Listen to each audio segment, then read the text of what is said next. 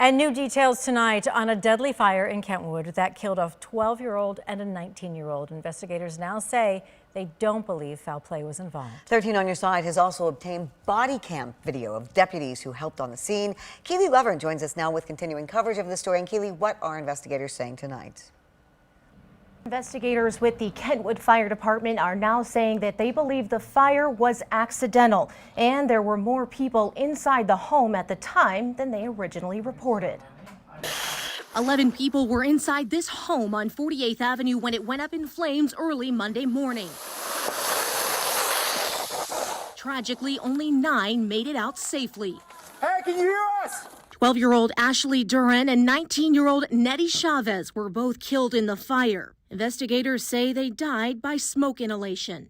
Body and dashcam video from the Kent County Sheriff's Office shows the efforts of the first responders who arrived minutes after the fire broke out. Hey, just be careful. Don't bend any of these windows still. Family friends who live just down the street and know the family from their time in Mexico tell us that 19-year-old Nettie was a cousin visiting from Mexico and that 12-year-old Ashley lived at the home with her family. Se llevan bien con la gente, con todas las personas. Sí. They're pretty good people and they get along with everyone. They just spread positive vibes throughout any situation that's going on.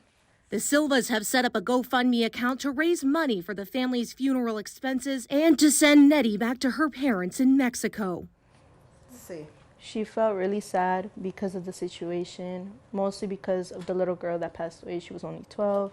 And then mostly with the 19-year-old, she was coming from Mexico just to visit, and just what a tragic death that happened.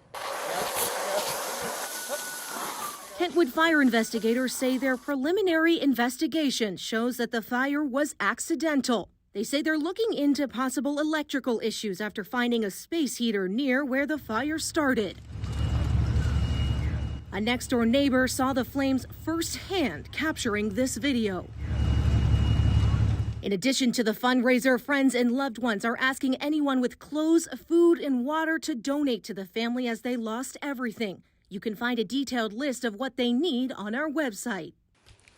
We're just helping these people out since we're from the same place. It's Michoacan.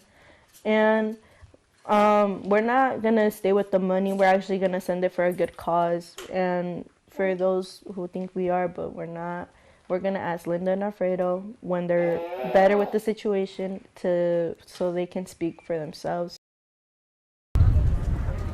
You can message the Silvas to find out where you can drop off donations. We're still working to pin down an exact place for you to drop those off, and we'll keep you updated. We also have a crew heading to a vigil for the family at the home tonight, and we'll bring you the latest tonight at 11.